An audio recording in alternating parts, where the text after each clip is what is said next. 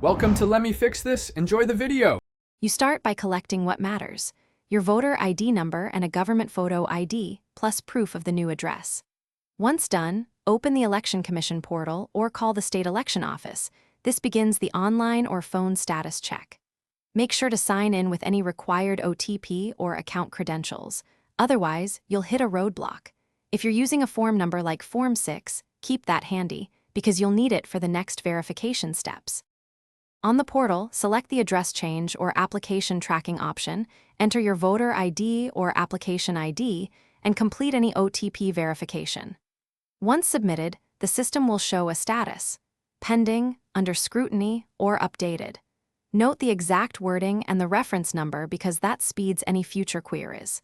If there's a requested document list, upload clear scans immediately. Keep your browser session secure and avoid public Wi-Fi while transmitting personal documents. When the status reads updated, download a copy or screenshot it and verify the new address is correct.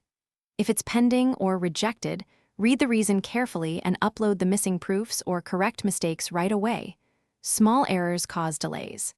If nothing changes after about 15 days, call or visit the local electoral office with your reference number and ask for escalation. This often resolves overlooked cases. Troubleshooting tip: clear scans and matching names on documents reduce rejection risk significantly. Thanks for watching. If you found this helpful, don't forget to like and subscribe.